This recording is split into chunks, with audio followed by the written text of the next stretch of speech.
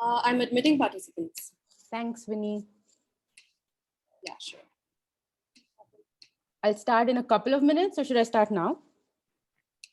Just start in like a minute. Yep.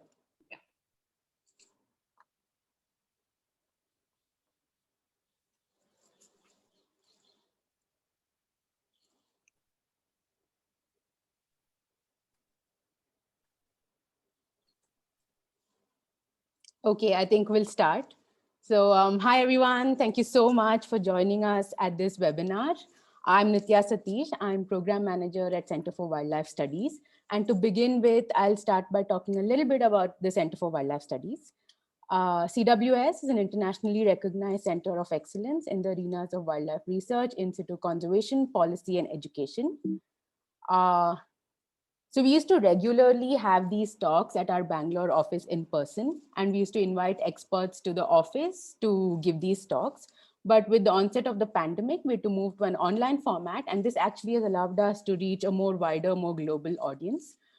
Our topics have ranged from snakes to tigers to leopards to public policy and public health, and many other topics. All of our talks are available on our YouTube channel. So if you do want to check them out, please log into our YouTube channel. This particular talk also will be uploaded there in a couple of days. So if you do want to listen to it again, you can log into the channel as well. So if you wish to support our work, please use this QR code to donate. If you wish to know more about our work, please log into our website at cwsindia.org, or you could also reach out to us at outreach@cwsindia.org. With that, let me just start the webinar. We have a really exciting topic lined up for you today on environmental education, an incredible diverse group of experts on our panel today. I'll begin by giving you all a brief introduction on each of these panelists. So Dr. Naveen Nambudri is founder trustee of Dakshin Foundation and heads the sustainable fisheries and education programs at Dakshin. Originally trained as a marine biologist, his interests now range from marine biodiversity to understanding the interconnectedness between societies and ecosystems. Along with overseeing several marine projects at Dakshin, he also heads their education program focusing on children from rural communities. He's also served on the board of Current Science and was an invited member of the Aquaculture and Marine Biotechnology Task Force of the Department of Biotech. Hi, Naveen. Thank you so much for joining us. Hi, Nitya. Yeah, thanks for having me here. Yep. Yeah. Gabby is a conservation photographer and social scientist based in Florida. She's a doctoral candidate at the University of Florida in the School of Forest, Fisheries, and Geomatic Sciences, where she studies how conservation marketing and outreach campaigns influence pro-environmental attitudes and behaviors. She's also a National Geographic explorer, a past president of the North American Nature Photography Association, and an associate fellow of the International League of Conservation Photographers. She's deeply committed to environmental education and also co-created CWS's own Wild Chalet program along with Dr. Kriti Karant. Hi, Gabby. It's so nice to have you on this panel. It's a joy to be here. Thanks, Nitya. Thanks, Gabby. Veena is a senior program manager at education and public engagement at the Nature Conservation Foundation. She holds a master's in ecology from Pondicherry University and an MPhil in conservation leadership from Cambridge University. She currently heads NCF's Nature Classrooms project in Bangalore, where they work closely with primary school teachers and educators to develop age-appropriate, locally, culturally relevant teaching learning modules that can be weaved into the existing primary school EVS syllabus. She's particularly fascinated by the world of spiders, insects, and conducts workshops, walks, and talks for adults and children as well to introduce them to this world. Hi, Veena. Thank you so much for joining us. Looking forward to learning a lot from you. Thank you, Nitya. Thank you for having me here. Supriya specializes in CSR and business sustainability strategies, governance, sustainability communications, partnership approaches, and creating impact at scale. She has over 17 years of global experience in business, civil society, and academia, and was director and global head of CSR at Tata Communications between October 2015 and October 2021. She is currently pursuing her PhD in Business and Human Rights from the School of Business, Society and Economics at the Friedrich Alexander University, Germany. Passionate about environmental education, she co-founded the Turquoise Change to promote sustainable thought and practices in islands supporting small communities. Since its inception in 2016, they've implemented training programs on sustainability education in Andaman, Zanzibar, and Borneo. Hi, Supriya. Thank you so much again for joining us. Happy to be here and looking forward to the chat today. Okay, great. So before we dive right into the questions, I'm going to ask each of you to talk a little bit about your professional and academic backgrounds. Naveen, if we could start with you. Yep. Yeah, so like you mentioned in the introductions, a marine biologist by training, mostly have been a little bit of an islander, spent a lot of my PhD and a lot of my postdoc time also in the Andaman and Nicobar Islands, and also a little bit in the Lakshadweep Islands. Yeah, the work with environment education per se started off after Dakshin started, and then, having worked in these places where I've worked, there's always this need felt to, kind of, because you see so many, you work in ecosystems that are so absolutely fascinating and all of that, and then you see the connections between people and the ecosystems that they live in, and there's always this interest that has been, but I still do not know what exactly environmental education means, just to give a heads up, but still trying to find my way around that. Yeah. Thanks, Naveen. Very interesting. Gabby, could you give us a short introduction on yourself? Absolutely. I, got to participate in a lot of environmental education programs as a kid. I was really fortunate as, a Girl Scout and going to camping programs. And I got really interested when I graduated from college in kind of science communication, actually, and science education, and worked in that field for a while, doing climate change education with adults, which is challenging, particularly in rural parts of the United States where I was working. And as I, learned more about working with adults who are difficult to change, it's hard to change adults' minds. I got very interested in focusing more on youth education, where I thought there might be a little bit more potential to make shifts in attitudes or in knowledge and environmental literacy, with middle school students or high school students, and eventually started working and volunteering in different programs, and then now study environmental education. Thanks, Gabby. We're definitely going to explore E for adults and E for children a little later in the webinar. Veena, could you give us a brief introduction? About how I got into this field? About your academic and professional background. Okay, so I have an undergrad degree in commerce. And so I had zero kind of really connection with nature. No one in the family really introduced me to, fascinating animals. But so all my information or whatever I kind of enjoyed about nature came from watching Doordarshan, all the kind of the foreign land animals, exotic animals that I was seeing. And like many of us in this field, I thought I'll become a veterinary doctor, but then realized that I couldn't study chemistry. And so I quickly changed to commerce in my 11th standard. And then after I finished my 12th, I did the normal thing of getting into a commerce degree.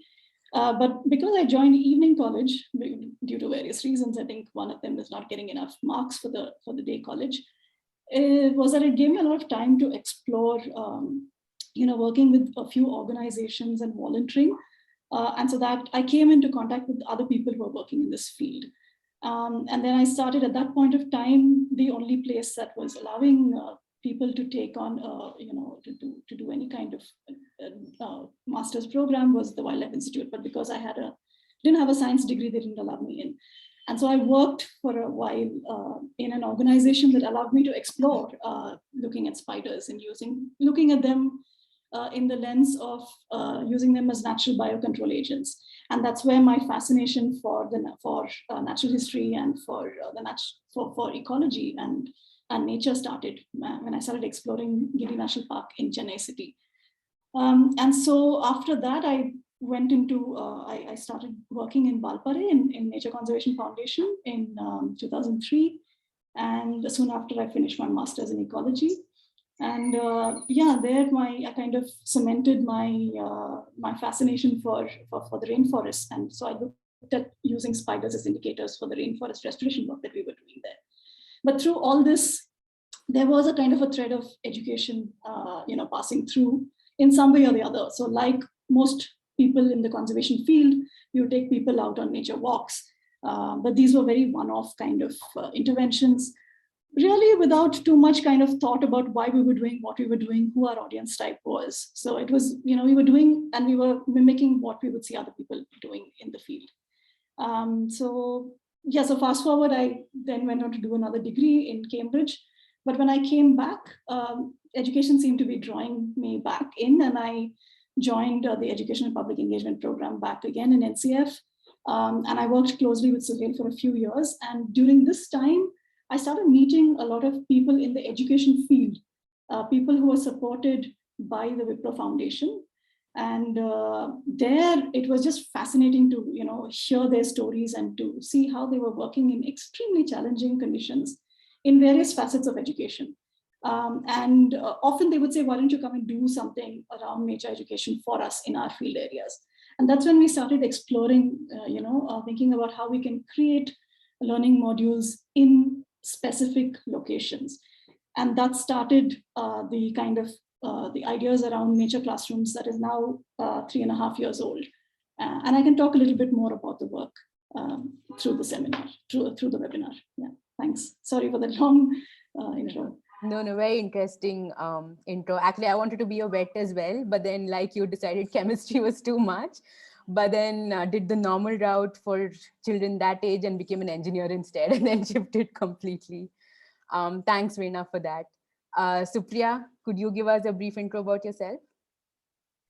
Yeah, it's interesting because as I was listening to everyone else, I'm the only one on the panel who's not had a formal education in environment education for whatever reason. But I think my tryst with the environment education started way back in school. So I'm really a product of environment education in school because I was part of a local school group called Tarumitra in a small town in India, and that's where it all started. But I sort of, branched into environment education by accident. I was in JNU in New Delhi, and I was looking at working with people, and I got an opportunity to facilitate programs for government schools on life skills and environment education. And that's when it really started. And I realized that environment education was not just about environment, but a gateway to talk about so many things that are important to the life of young people. And then I think I spent a lot of time with different NGOs in Delhi working on the issue or issues related to environment education, but a lot of work with young people, especially. And in 2009, I joined the Energy and Resources Institute, the Environment Education Division in Delhi, where I was leading youth programs. And I had the privilege of actually designing a lot of programs for corporates. So I was headlining partnerships with major corporates at that point to bring in the corporate expertise and money and the wherewithal to back such programs. So I did a bunch of stuff on sustainable consumption and production, but a large part of my work always focused on value education and leadership for sustainability. So how do you empower young people to really become leaders and champions in the field? And so I was very passionate about back then designing, leadership programs for young people. That took me to the journey of actually joining the corporate sector in 2015 when I joined the Tata Group. And within corporate social responsibility, one part of my work was always to identify the right partners for our CSR portfolio, but also look at, topics that are often not looked at by the business sector. And we do have some progressive businesses, but, environment education is somewhat still not, I wouldn't say, the top 2 or top 3 topics that are supported by businesses in the country. And that was my attempt to bring in, the partnership approach towards environment education. I've always looked at, so for me, my work has been in networks on environment education. So whether be it with, UN agencies or international groups, but I really feel network of networks is what I have been able to explore as far as environment education is concerned. Currently, I'm pursuing a doctoral program in business and human rights, but again, looking at partnerships, approaches to sustainability. So yeah, hopefully through this conversation, I'll be able to bring in other aspects of my work and what I have learned or not learned over the years about, environment education.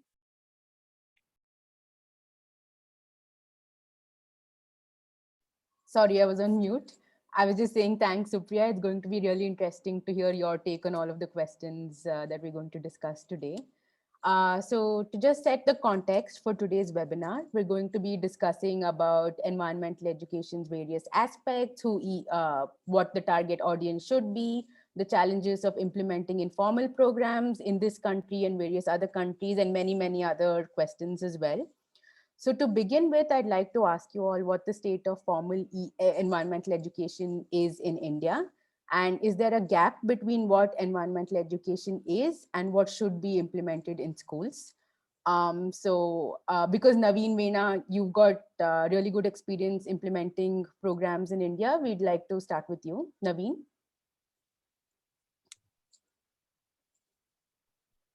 Yeah, thanks, Nithya. So,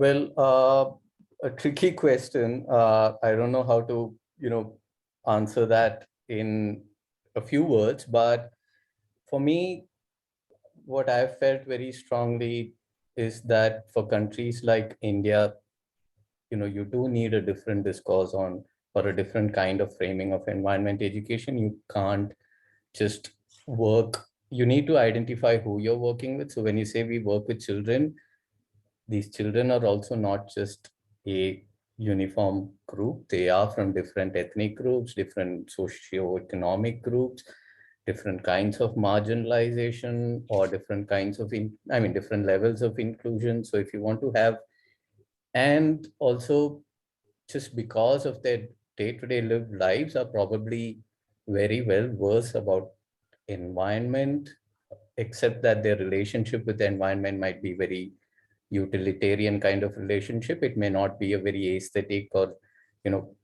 that kind of a view of the environment, but it's a very different kind of approach. And this is something that I've personally also been grappling with, is to try and figure out what do you mean when you say environment education for those children, right? Like it's very different to go out there in the field with people who live their lives out there, day to day, live with in the environment that we're talking about. They're not removed from it, they live within it, they're part of it.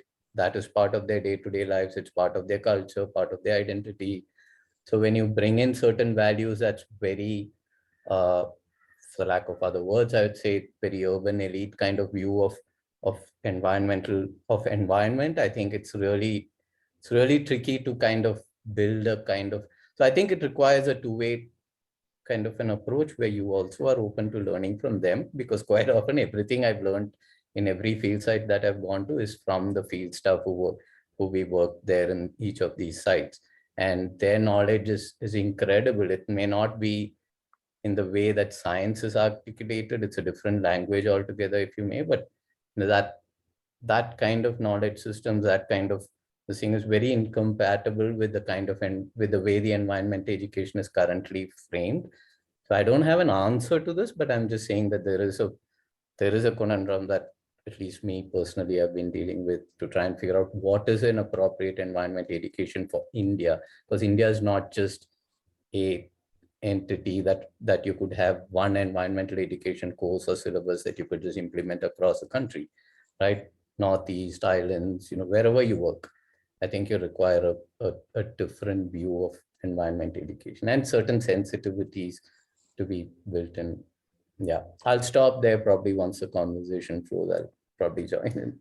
Yeah, no, thanks, Naveen. That's very interesting. And that's what we've seen through the Chalet program as well. And I know Gabby will talk about this a little bit later in the webinar, but that's exactly what we've seen through our program as well. And like you said, it's not just us going and teaching them. In fact, we've learned so much from these kids while we implement this program that we've fed back the learning from our fieldwork back into the program. And yeah, thank you so much, Naveen. Veena? Yeah, the same, thanks, Nitya. Same caveats as Naveen. And I think it's a good thing that we continue to grapple with, what we mean by environmental education. As a program, so far we've tried to not use the word education in the work that we do because we think it's a bit loaded. And so that's why you would, see that most of our bylines or the way we describe our work is nature learning. And this is intentional, right? Because we work with, like you mentioned in your introduction, the program I work with works with primary school teachers, right? And so we think that learning therefore becomes important, and and learning is then connected with getting teachers and then the children fascinated about nature and having a connection with nature and feeling a sense of wonder. And I think all of us would agree that unless you have those connections, why would you want to then protect nature? If you don't have that connection, it's like any human relationships that you have with each other. So in terms of the state of the environmental education in India, I'll say a few things. Won't go into it in depth, but I think it's useful to acknowledge that when the Supreme Court kind of judgment came that environmental education should become compulsory, I think it was a great opportunity, right? It was great that this came into the lens of people who were designing textbooks, who had to look at it as a subject. Therefore, I think the opportunity we missed was actually talking to people in the ecology and maybe even the conservation kind of sector, because you would see that the textbooks still have a very anthropocentric view of what nature gives us. Right. And so if you look at the chapters, while NCERT, the books itself are great, they have a very nice kind of approach compared to many of the textbooks that we may have kind of used when we were going to school.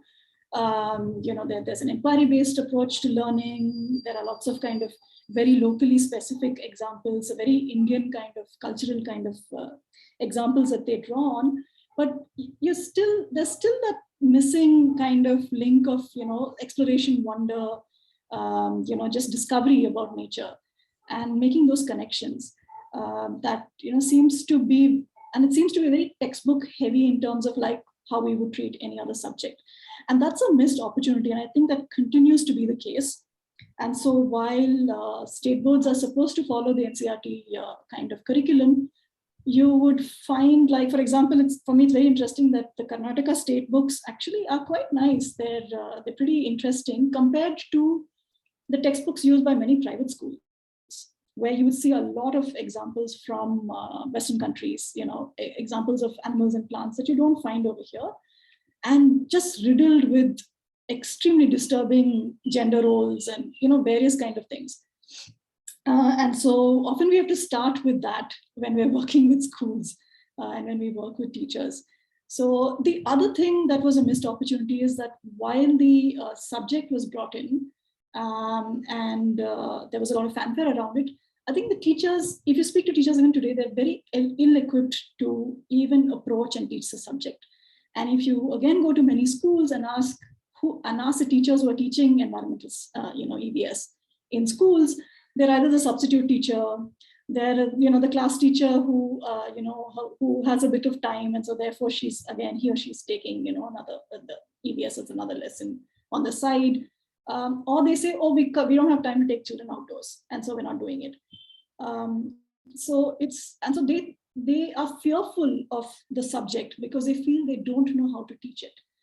That's where some of the work that I'm doing as part of Nature Classrooms comes in, right? We try and get the teachers themselves to explore nature and to introduce them to nature in their own backyards, to take away and very often they tell you that, oh, we have to take them to Kavan Park, we have to take them to Lal Bagh, parks far away, or we have to take them for a picnic outside in order to, show them trees. And we tell them, you don't need to do that. It's just there right over here. And we take them for a nature walk to show them the possibilities. And often that's a nice kind of fundamental shift in the way they see things. We also take them through each of the chapters that they have to teach in school, in their class, and tell them how they can weave nature learning as part of the subject that they anyway have, part of the chapter they anyway have to teach. Because teachers, again, are really overburdened with work, right? Government school teachers are called for census, for COVID duty, for various things. And then you go in there and you parachute in and you say, okay, we think nature education is important, do it. Why would they want to listen to us? And so the idea is to kind of weave it in as part of their kind of teaching learning approaches, and get them first to get fascinated about nature and see the possibilities of using nature learning as part of their own teaching in their classrooms. Nitya, Sorry, I would Gabby, go add, ahead. Sure. oh, I just wanted to add, just to speak a little bit more broadly than India, there was a UNESCO report that was just published that looked at national curricula and national education policies across 46 member states, including India. And when we talk about formal environmental education, some of the findings that I think are really interesting and relevant to this conversation are that less than 50% of the member states' documents included mentions of climate change. Only 19% included mentions of biodiversity. And overall, there's a bigger focus on kind of cognitive outcomes like knowledge, as opposed to kind of action competence, kids, feelings of self-efficacy, feelings that they can do something, or giving them the skills that they need to actually take action on behalf of the environment. And there's less of a focus on kind of these social, emotional, components, like, do we care about nature? Do we have this emotional connection? And so I think that, and you could argue, like, is formal education the place for creating these kind of attitude shifts, or is it, should it be outside of a classroom? But in any case, those kind of give you a sense of like larger gaps when we think about formal education and environmental education. And I think getting to this idea of like local biodiversity and local species, that it sounds like NCF is working on, is so important, because otherwise we're just talking about the environment so broadly that we're not really bringing it down to this like adapted local cultural context that is so important when you're creating emotional connection. Thanks, Gabby. Thanks for that.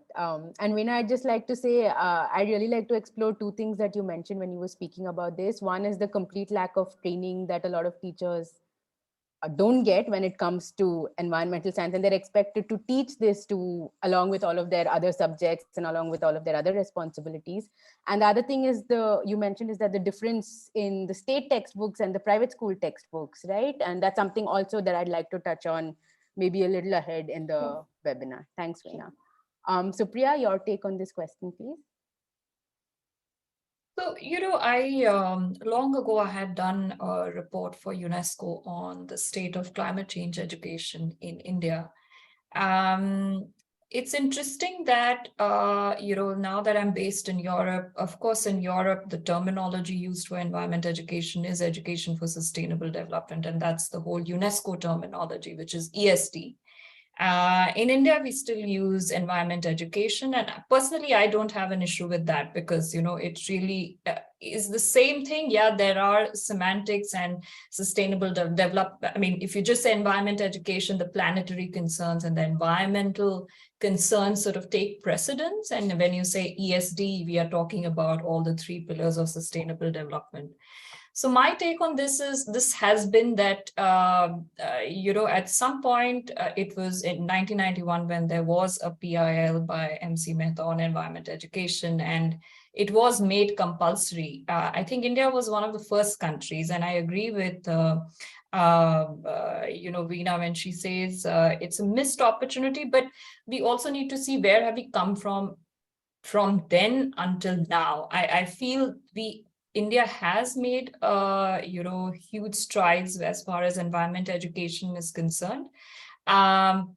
but the challenges remain. One, of course, is, teachers are overburdened, which every environment educationist would talk about. But the other thing is, the school leadership is sort of not conducive to promoting environment education. And in my own work, I would see that wherever, let's say, the headmistress or the principal would put her weight behind environment education, it would sort of flourish. And where that was not the case, it would never take off. So, looking at environment education and its implementation from a school leadership perspective is also very important. The other thing I think is really important is, what is the ecosystem that we are talking about? So if you look at the National Education Policy of 2020, I'm not sure it makes an explicit reference to environment education, but it is subsumed under different, clauses and different different parts of the policy. And it does focus on life skills. It does focus on making education and linking education with employability. So we are really talking about a complex issue here. It's not as simple as just making students, sensitive to environment and realizing their responsibility. But in a country like India, we are talking about life in its totality. So, it is linked to employability. Education in a way should be linked to employability, but not without, connecting it to human values, for example. So this is where I feel that,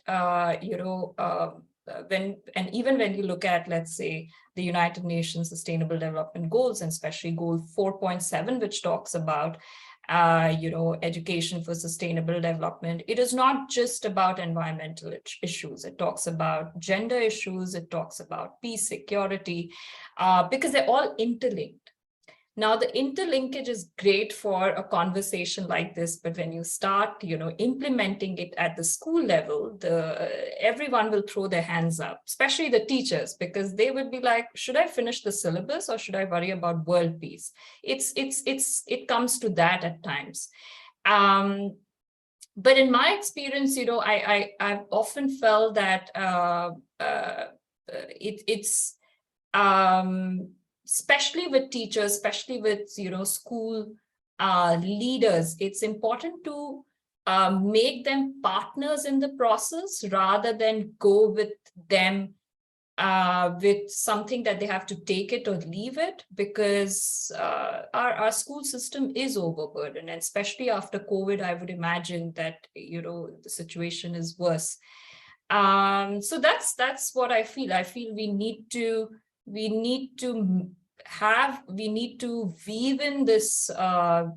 in a community of people who come together, not just formal education. I think informal or non-formal education is fairly important. Lifelong learning is very important, which is again part of, education for sustainable development. So we are talking about different levels at which environment education should be there, different phases in a person's life, and different sectors. Because when I was in the corporate sector, I realized there's a great need of environment education within the employees. And we did a lot of work around educating our own employee base on some key aspects of sustainability. So I know we are talking about formal education, but maybe I would like to broaden the focus and say, it's different levels, different sectors, different target groups, and we need programs for all. Thanks, Supriya. I think a point you made about actually implementing these programs in complete collaboration with schools is also ties in with what Veena was speaking about with her Nature Classrooms program, where they actually work with teachers and then come up with curriculum and teach the teachers about environmental education, right? So Priya, as a follow-up question for you, you mentioned non-formal programs, right? Can you differentiate between non-formal and informal programs, just so the audience has a bit of clarity? Okay, I think there are far better qualified people on this panel, but for me, I'm not an educationist, but from what I understand, of course, when we speak about formal education, we are talking about the formal system of education and schools and higher education, where you're following a prescribed syllabus and curriculum, etc., to educate people. And then there is non-formal, where you actually go into the community and you work with community members. It could be women, farmers, youth groups, whatsoever. And it's not just in classroom teaching, but it could be, teaching, learning through what they're doing. So in case of farmers or people or young entrepreneurs, it could be teaching on the go, or with them, when you work with women, it could be some kind of adult learning approach to teaching and learning. So that would be non-formal for me.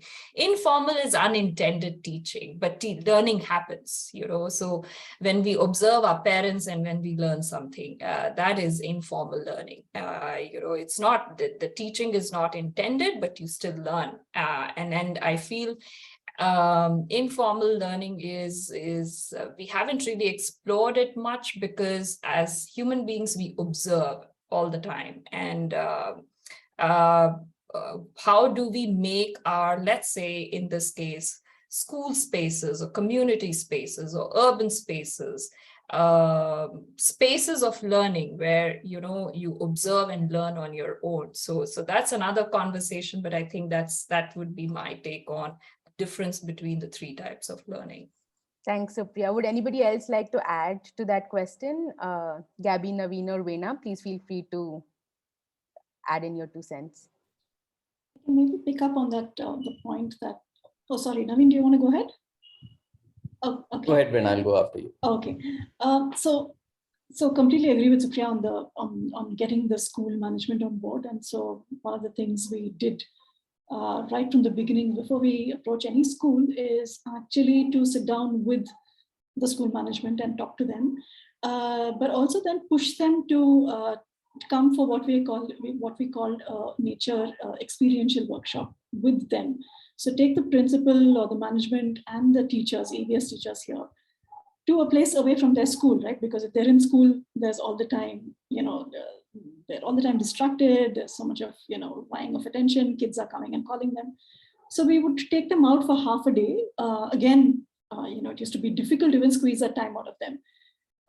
But really, that time was meant for them to just be in in a nice green space, a quiet space, just on the outskirts of Bangalore. We used to do it, and get them to just listen to bird songs. Ask them to tell us stories from their childhood, right? And while they were doing this, and just allow them to reflect. And while we were doing this, we would say, okay, do you think that your children who you teach have these same opportunities as you had as a child? And so it became a more reflective, very emotional kind of workshop very often, because they would then make the connection, right? We would also then weave in natural history stories, right? Make them sit under a fig tree, tell them the story about the fig and fig wasp.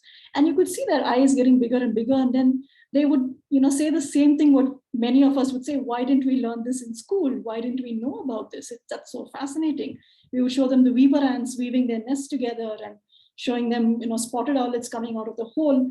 And they would just, and show them for the first time, many of them would use binoculars or hand lenses, and these were simple things, right? And then we would end the session by saying, you are an EVS teacher.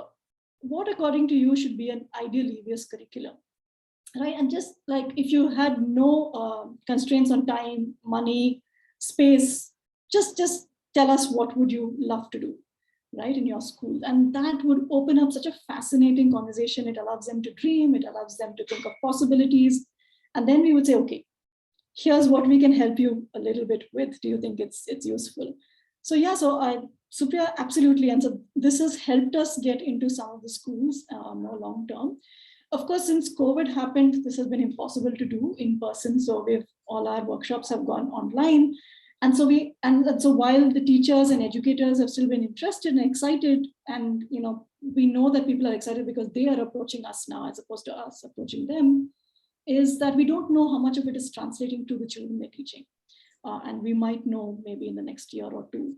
So we don't know, whether the fascination about nature, what they would bring to the workshop, what they would do as project work that we would give them. We don't know how much that's translating into the actual teaching, but they were exhausted through COVID because they were made to do so many things online for the first time. And these teachers were teaching really young kids. So you can imagine, many of them had to grapple with the fact that they had to teach kids who didn't have a smartphone.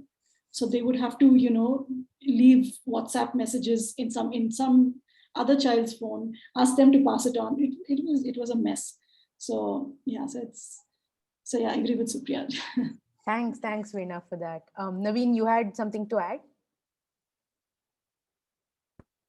Yeah, no, I completely agree with what the points that Veena made as well. The kind of workload that you're talking about that, teachers are already grappling with, but also the point that Supriya made with regards to, working with the leadership at a school level, but also while working on the ground, the challenges are also quite different in the sense that you get high turnover sometimes in schools. You work with a few teachers, they move on, and then, you get new teachers coming. Especially in some difficult sites, it becomes much more difficult to engage with, schools and all of that. But the other big problem that we've grappled with is in terms of, if you take a step back, even the way if you were to go back and ask the question of, is environment education necessarily like a specific course that needs to be taught at a school for each and every child? And if so, how should it be taught? I think that's a slightly different conversation altogether. But even if it were a subject in schools, what we're finding is that it's so easy to put together. So I'll give you a very specific example of working in the Andamans, remote islands, highly biodiverse areas. Each and every species is endemic. You just have to add an Andamanensis or Nicobarensis and you probably get it right. But the issues that these kids still learn about about species and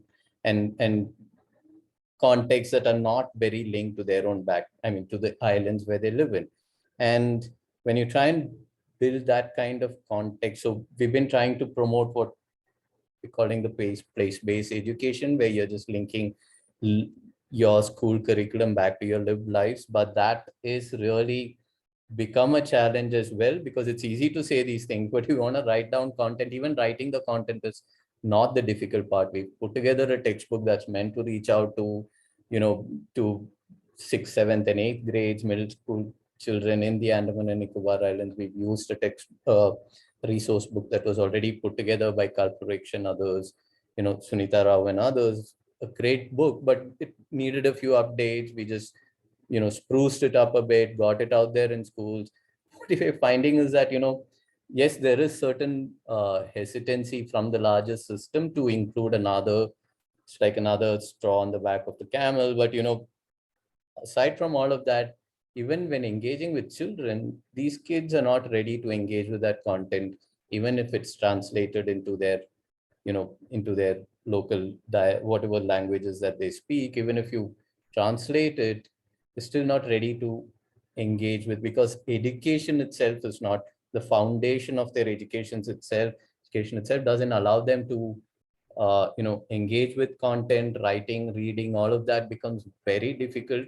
It's not always this age appropriate curriculum that you imagine for urban schools. You can develop very similar curriculum for rural schools. So you're grappling with a lot of different issues. So now we've kind of taken a step back further and said that, hey, in these sites where you work in, you first have to strengthen foundational literacy and simple things like numeracy and all of that. That's what they want. These kids already know a fair bit about environment, education, biodiversity, and all of that. There are certain values that you can add to it. But aside from that, what you really need to do is strengthen their ability to re-engage with the content.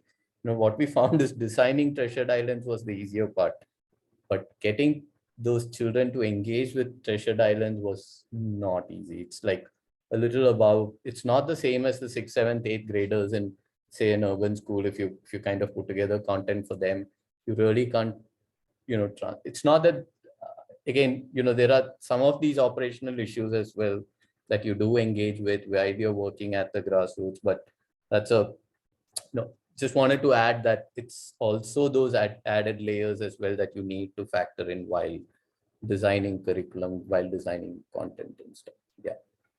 No, absolutely, Naveen. It's something we found as well when we implemented our environmental education program, that we were engaging with kids who didn't know how to read or write. So we had to definitely work around that as well. Gabby, because you've got so much experience, do you want to add to all of this?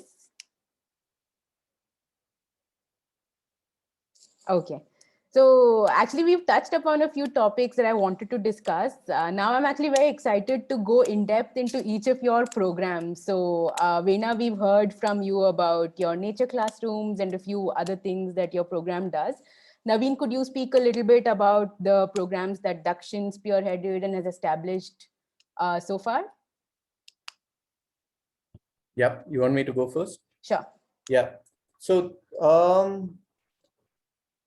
well, environment education, like I said, it's been very centered around island systems so far.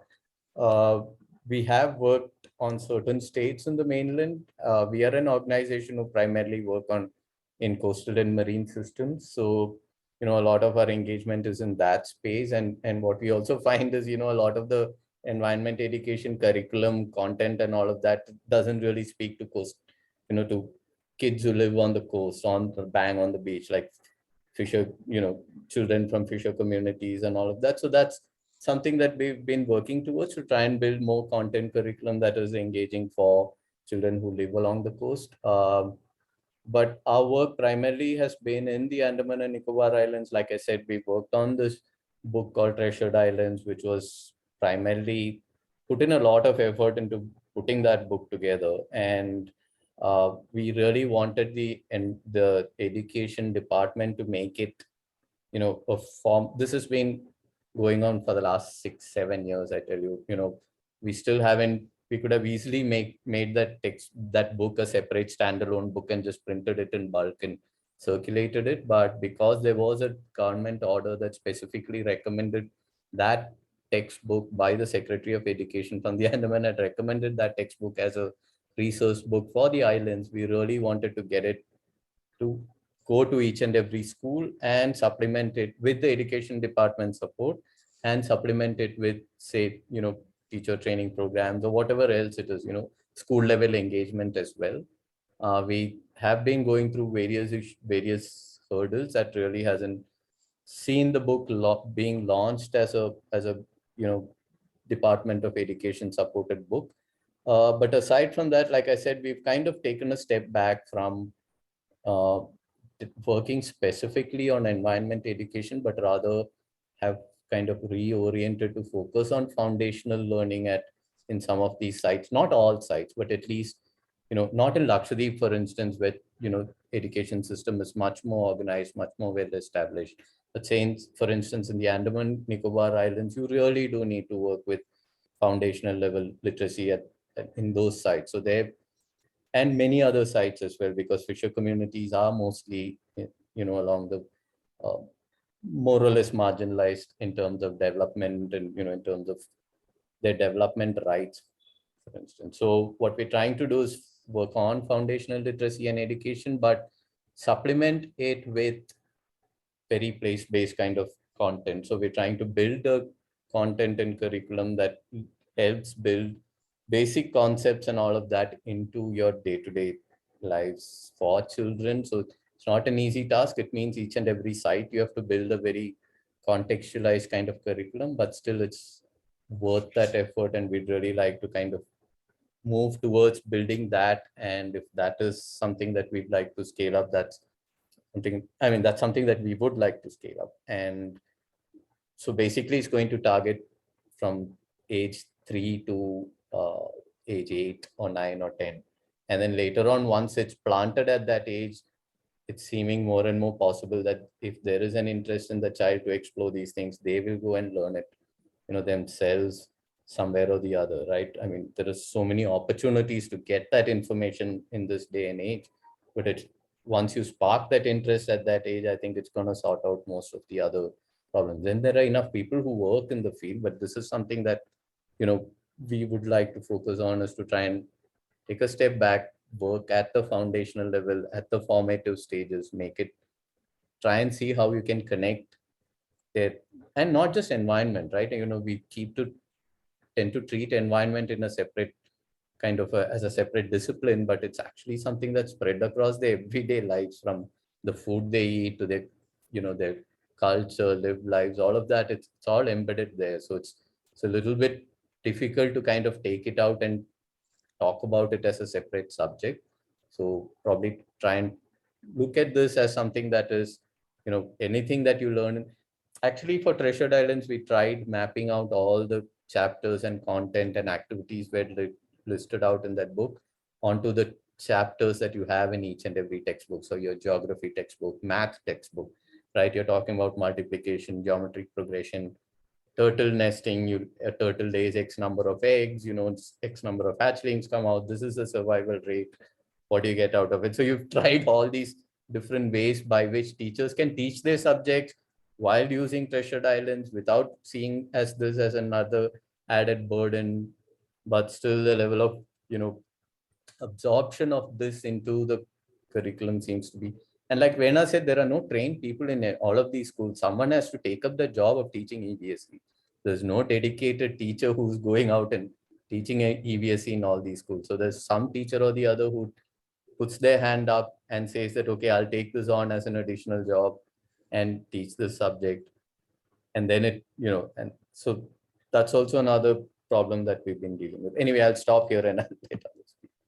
Thanks, Naveen.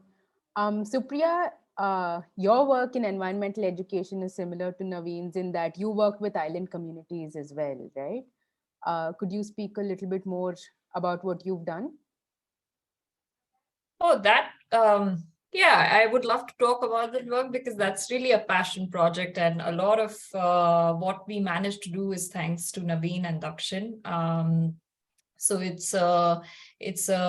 started as an initiative, when a friend of mine and I were in Andamans in 2016, and because we both come from the whole education for sustainable development field, we realized that, and we suddenly realized, and this would resonate with what Naveen said, that why are we not talking about islands so much in the whole ESD environment education field? Because, we are part of networks and international networks, and there is work going on on SIDS, small island developing states, but that's more broad. But, why not environment education in islands, which is very specific, which is slightly different from the mainland? And, that was basically the trigger point. And we founded an organization called the Turquoise Change.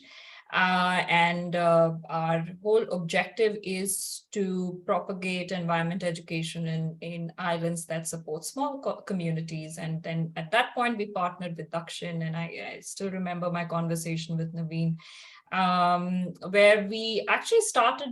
It was very experimental. We started our work with just one school in Havelock Island in Andamans, where the intention was to understand, what is really the status of environment education on the island. And then we went to a school, and again, I'm reflecting at what Naveen said, that kids in islands do not really link environment education or what they study in books to their lives. And we realized it when we were talking about a very small example of, plastic washing ashore. And we asked the students, so whose responsibility it is to keep these beaches clean? And someone said, well, the sea takes it back, and that's how it gets cleaned up. So, the sense of responsibility that basically is one of the objectives of environment education, what we thought was quite not there yet. I don't know, that was 2016, 2017. I don't know what is the status now. But we went on to do similar workshops in Zanzibar. We also did something at a small scale in South Africa, just to understand, islands, because they have a very unique identity. Does environment education change, or does it need to be different in such a scenario? Because we think, environment education as one size fits all, and maybe at some level it is about respecting, our relationship with the environment, but it manifests very differently on an island, in a city, in a rural area, in a hilly terrain.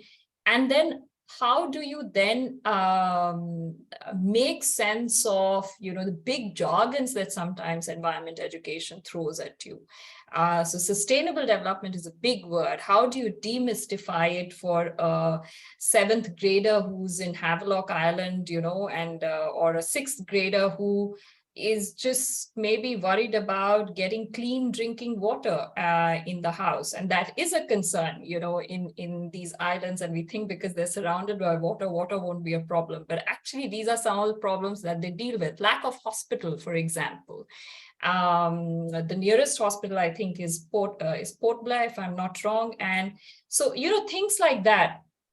And then, how do you, so that is basically what, how we started.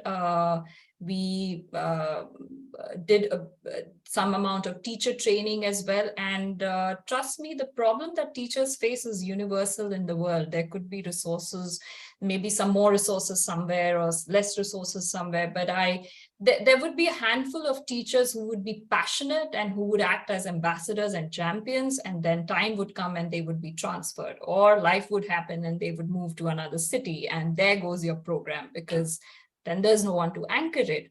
But what my learning has been from Turquoise Change is that we need to also use innovative pedagogy, innovative approaches to environment education, and also, use of technology, which of course, during COVID, we all realized we need to use much more. But in the environment education field, how do you bring in technology to a field which needs to be experiential, which means that you need to be out there in the nature and experience things. And I'm sure Naveen and Veena and Gabby, everyone will say this, that, you need to experience it. But at the same time, how do you make it self-paced? How do you make it, because it's not always possible, especially in COVID, we realized in some of my work, it was not possible to take kids for field work. So how do you then, teach environment education? And so that's been our work and journey with Turquoise Change. We use art, craft, all kinds of things. In Zanzibar, we worked with young people on using graffiti and rap music, because rap is really popular in Zanzibar. So we used rap music to talk about the 17 Sustainable Development Goals. There are different ways, and I feel the Indian community on environment education is very, very rich. I think we also use various methods, from theater to God knows what all, but it's just that it's all fragmented. It's happening in different, it's happening in its own space, and how do we bring it together? So I gave a long, winding answer, but maybe some food for thought there. No, it was very, very interesting. I was, I'm learning so much from this talk that I'm making all of these points. I'm so excited by each of your answers. Naveen, your hand was raised. Do you want to add something? Yeah, sorry, terribly sorry to be raising my hands regularly. Oh, but no. just one point which I thought is really useful to kind of flag, and also something that personally I've been struggling with, is also when you the messaging that you do in your environmental education programs, especially when you work with communities who are very dependent on natural resources, right? Like a fisherman's son, their parents go out and fish day in and day out. right? And that's their main source of livelihood, and that's their identities, that's their culture. So when you're talking about an education program that talks about, like Supriya said, sustainability, loaded words like these, right? Like conservation, preservation, all these terms. How do you communicate a concept like that to a child who's historically, it's not that they don't care for these systems, but they're caring for these systems are from a very utilitarian perspective, right? I mean, they call the sea whatever Kadalam or whatever mother and all of that, but it's a very different way of looking at the sea, right? And that's what gives you the fish, that's what gives you the resources. So how do you go and run an education program that talks about, and when you're talking about concepts like sustainability, climate change, the causes, a lot of these are extremely problematic, kind of positions to take. These are value loaded, and these are also extremely problematic positions to take, especially in communities that are, and even more so in areas which are conflict loaded, right? In areas where there are areas that are very high conflict between environment, development, nature, and they all have their aspirations. Each of these communities have their aspirations. We do have our own urban, whatever lifestyles and all of that to fall back to. And as urban people who have a certain lifestyle, going and having these conversations with children who live in a different kind of system, an entirely different kind of a place, is that even like a conversation that, or how do you have that conversation? Those are also issues that I thought I'd just flag here. Not that I have an answer to these, but just flagging it. Thanks, Naveen. Gabby, would you speak about the Wild Charlie program and other initiatives in EE that you worked on? Absolutely. And I will add, Naveen, this is something that I struggle with constantly, especially in the rural communities that we work with through the Wild Chalet program, where kids and their families have really, for example, like pretty low carbon footprints relative to the students I would work with in the United States. And so then, how do we approach climate change in a way that, if we want to do a module on climate change in a way that's productive, that doesn't, scare these kids, and that makes them feel like they have some agency, because they can't really do much to reduce their carbon footprint, given that they have a small one. And so how do you approach these big global issues in a way that increases their environmental literacy about them, but doesn't, make them feel disempowered or terrified? And so it's something that we're constantly discussing and struggling with, and I think it's a good conversation to be having as environmental educators. And so in any case, going on to the Wild Chalet program, the program was designed and conceptualized as a way to engage with communities that are living close to the borders of protected areas and parks, where conflict with wildlife species often happens. And so, we started the program to really kind of help students build empathy with wildlife, understand why wildlife behaves the way that it does. Why do elephants come into villages? Why do elephants come out of parks? And then also to build kind of, skills and knowledge of safe behaviors for living around wildlife. And so, the goals are multifold. One is increasing environmental literacy, both kind of knowledge, but also helping to enhance positive attitudes, but also building these skills. And so, we've gone through multiple phases of developing this program. I think we're kind of starting the fourth phase now. It's been really iterative in that we've worked very closely with the education team. As Nitya said, we've learned from the students and the teachers that we've worked with. We've gotten feedback, and we've also used evaluation along the way to help refine and develop the messages.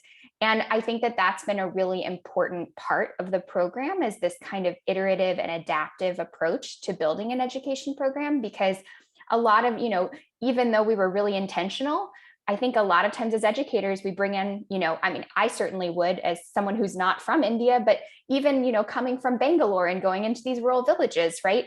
We bring assumptions and our own perspectives and values to the program. And so having that kind of very open learning approach, I think is really critical when we approach EE programs. Thanks, Gabby. Veena, do you want to speak a little bit more about the programs you've been a part of? Sure. Now, just to add to what I'd already said, one of the things that I just want to acknowledge that, all the work that we do is heavily borrowed from people who already worked in the field or are working in the field. And so it's by reading lots of their work, talking to them, having conversations with them. And I think as a community, we need to keep reminding ourselves to do that often. We often don't do that. We don't listen to people. We like to talk and we like to come to these seminars, but we often don't listen carefully to people's lived experiences, what they can bring to the table as well.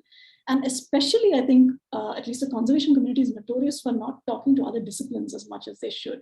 And especially in our field, right, if I can say conservation education field, we use the word conservation education or environmental education. We rarely speak to people from the education sector. And there's so much to learn from them because it's such a rich kind of discipline. It's old, it's steeped in practice. There's so much to learn from them.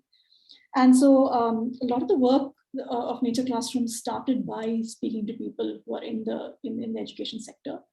People who are interested in, say, bringing theater into school spaces or democracy in the classrooms, or just, or sports, and how do you integrate sports in the education thing, or just working with extremely remote kind of communities in rich habitat areas, but seeing that they're very far removed from, from the forests that they were using.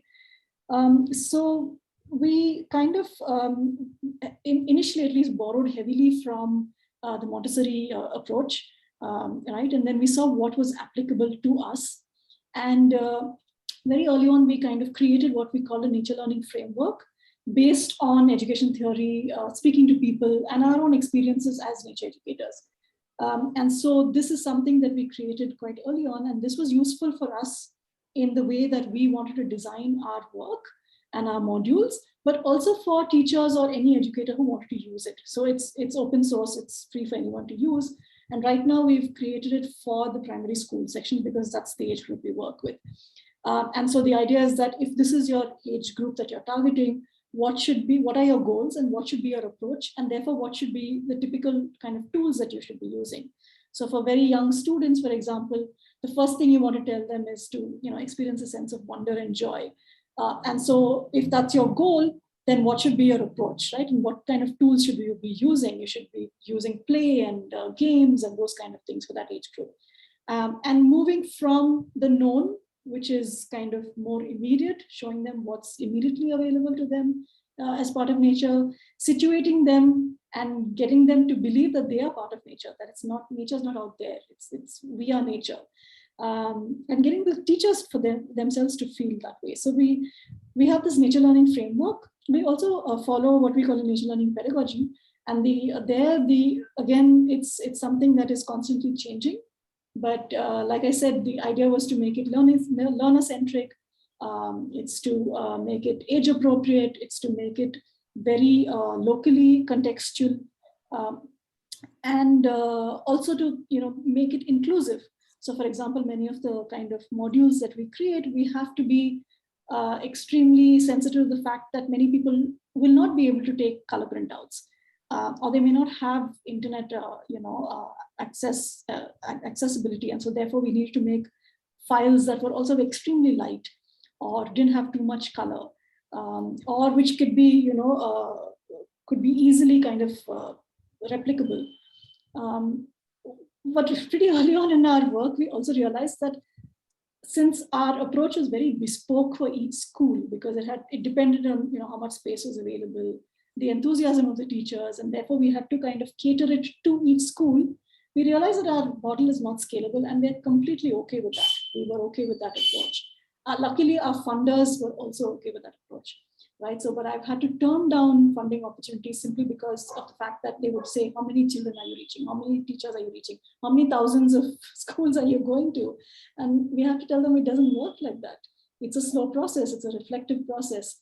And so that's the thing. So yeah, so we go to each school, we look at what textbooks they're using. Like I said, we try and take the management and the teachers right from the beginning for these workshops, nature appreciation kind of workshops. We then see what chapter they're teaching in class. Before COVID, we used to sit in the class, observe what they were doing. And then after their classroom, we would tell them how they could, or discuss with them how they could include more nature learning elements in it. I'll give you one example. So one of the chapters is about our senses in a textbook.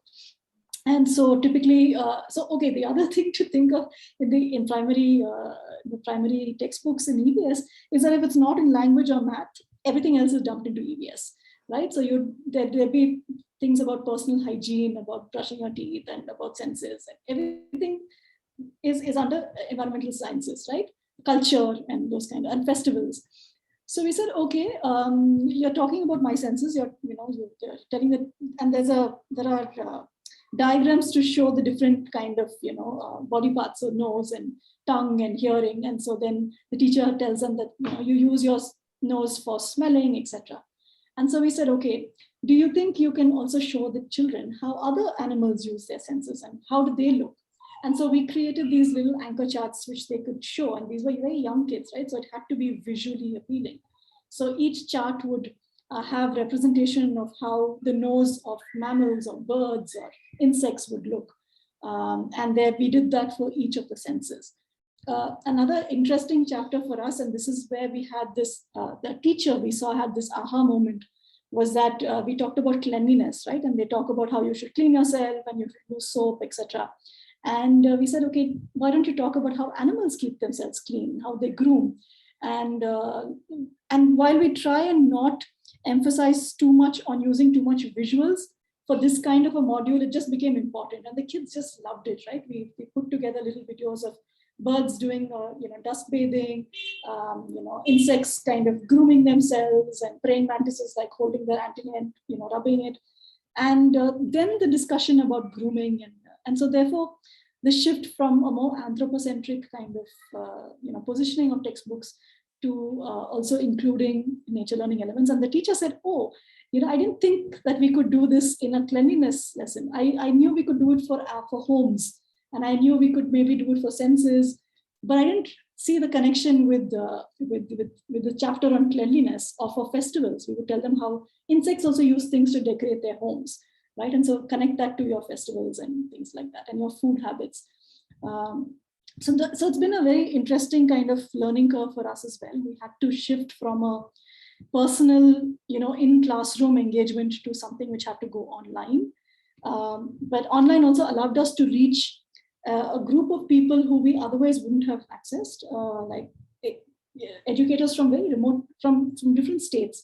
So we now work with organizations in Bihar, in Madhya Pradesh, who are interested in in basic literacy, just like what Naveen is interested in, Dakshin is interested in doing. And then they also want to introduce nature learning as part of their education interventions. So we're working with their teachers. So it's like training the trainers in some sense.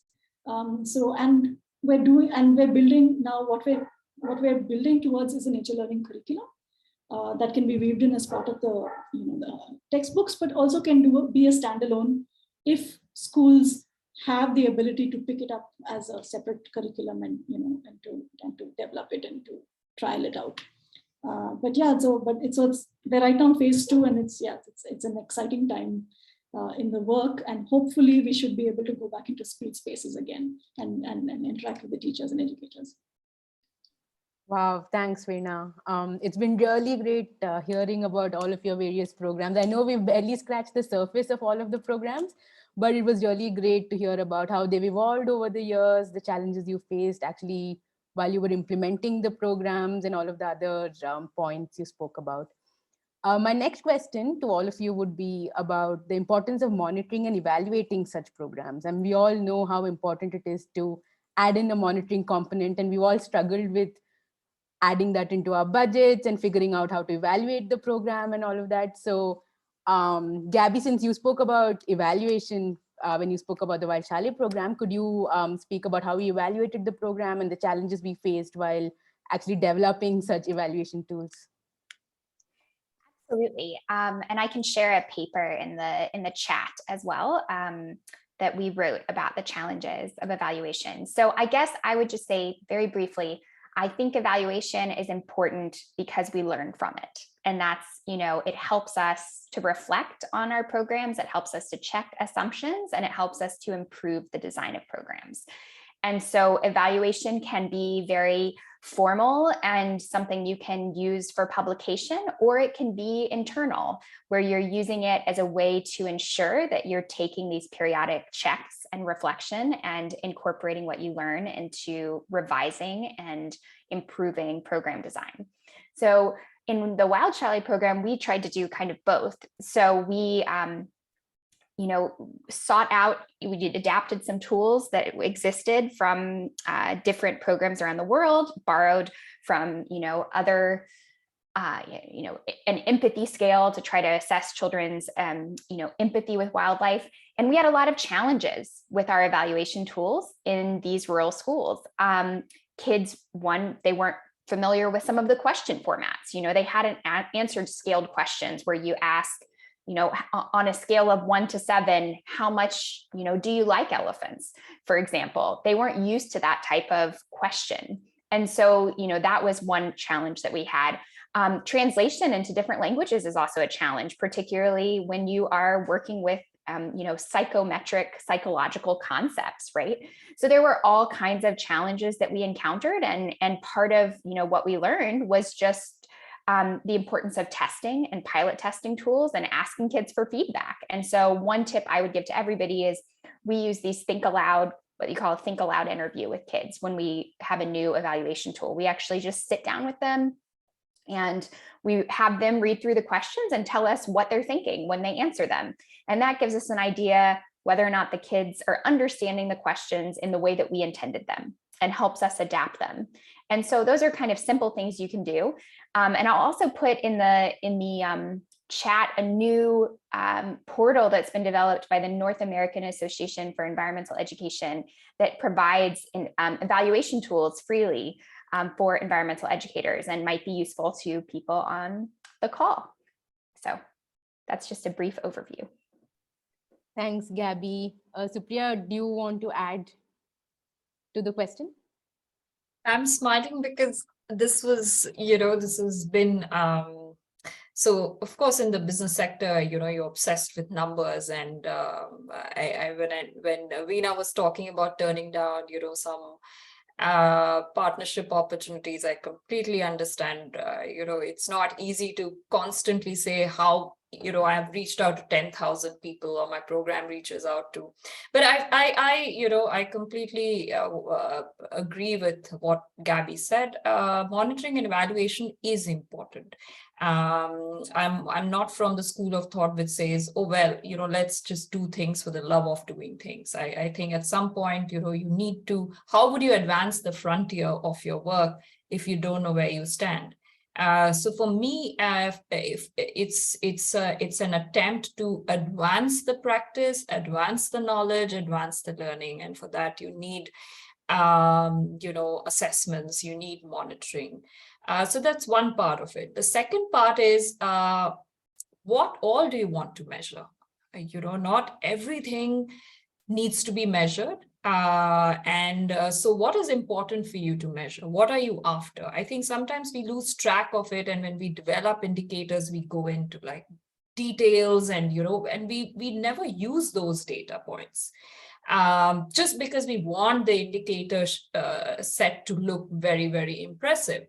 So there's I saw it somewhere on the internet, that what is important and what needs to be measured, where it sort of meets is what is important in terms of monitoring and evaluation, because not everything is important. How do you so in my work, at least, the question I've always asked myself is, how do I define impact? What is impact for me? Of course, through my program, I'm not changing the world. The world cannot be changed in a 2-year program.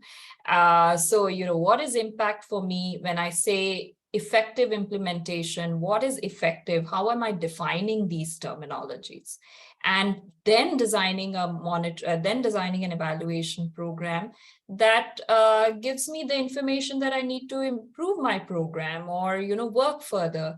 So I would say it's very important, but it's also very important to define what are you after and then design a monitoring and evaluation program. I would also recommend use of technology, especially in environment education, to monitor programs. I think there are many different ways to do it. And of course, with new age dashboards, I think monitoring is and technology, I think monitoring can be used very innovatively, specifically in the field of environment education or sustainability in general, I would say.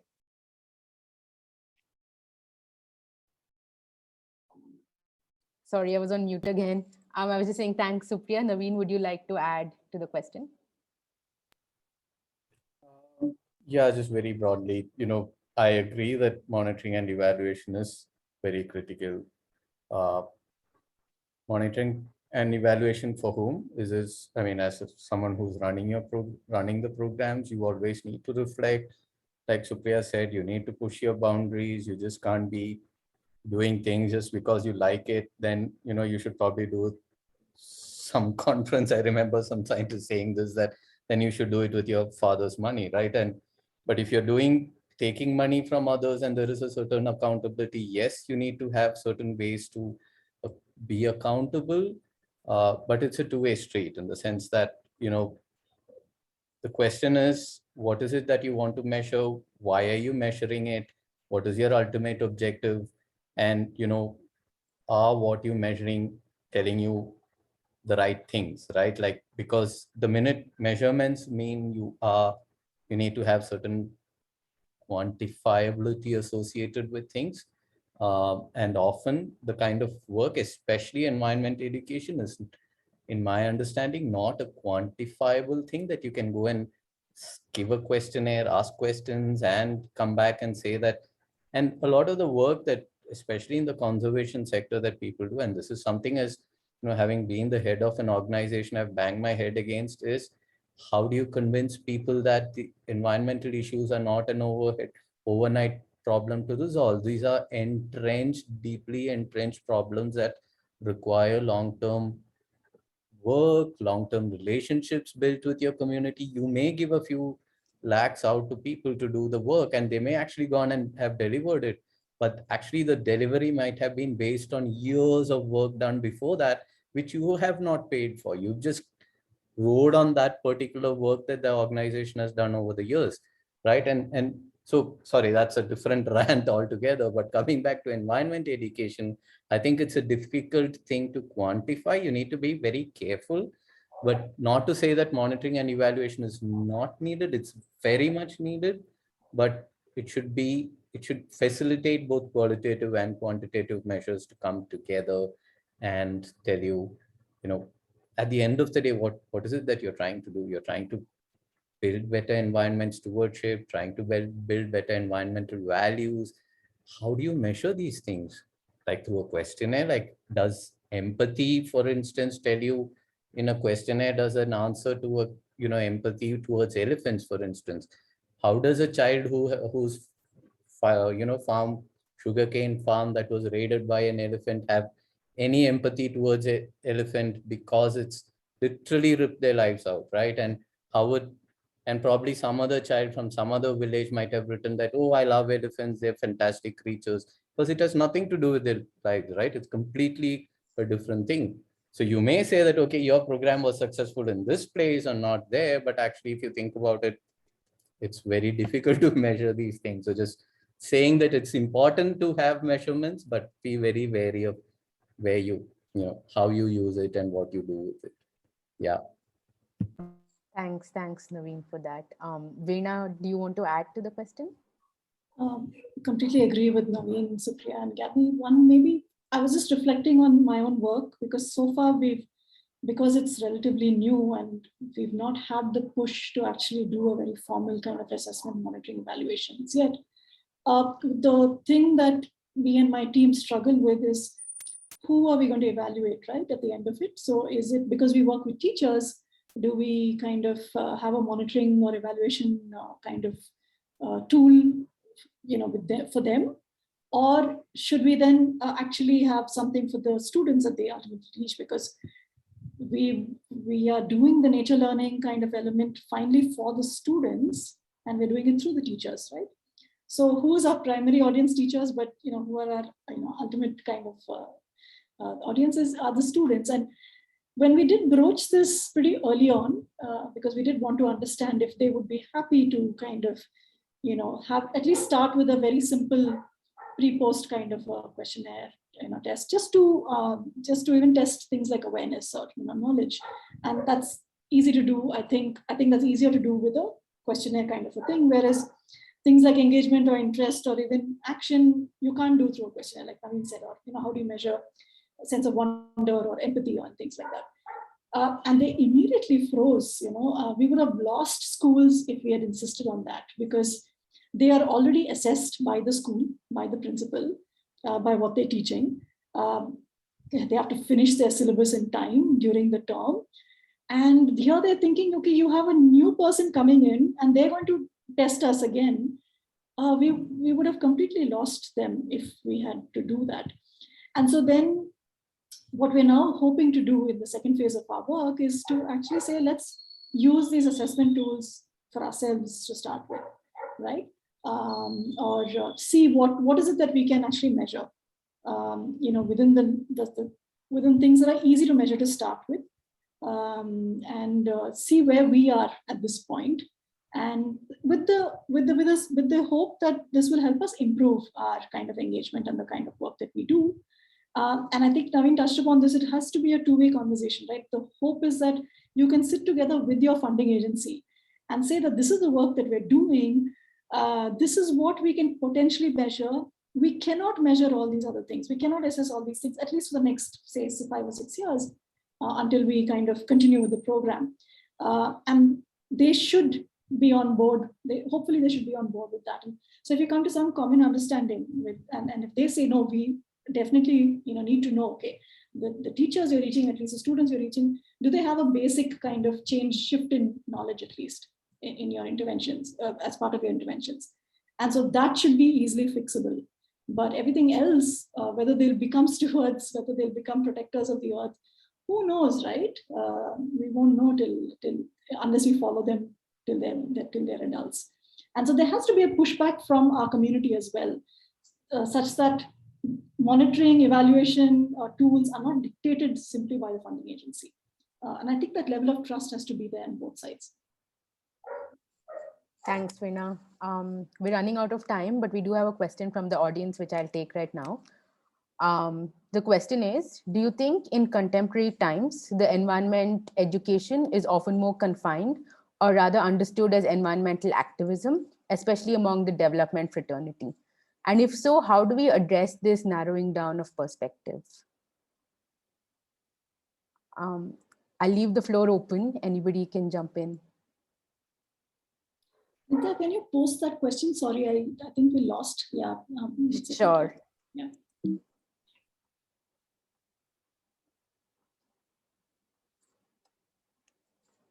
I posted that question. Sorry, just give me a minute. Were you able to see the question? I think it might be a Activities at different school, one. that one? Oh, okay, do you think? Yeah. I just pasted. Oh, okay.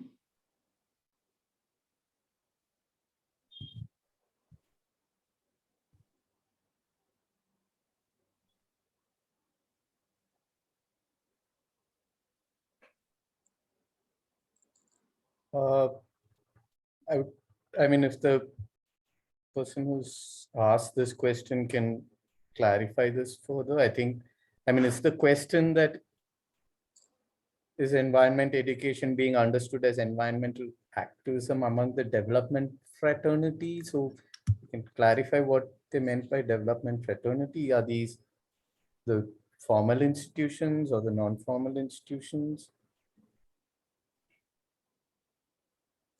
Okay, I think we'll wait for that person to clarify. And in the meantime, I'd like to ask you guys what your absolute favorite bit of your journey in EE was. Have you met a student who inspired you or who's come back to you, or have you met a teacher who's really inspired you or who was inspired by your program?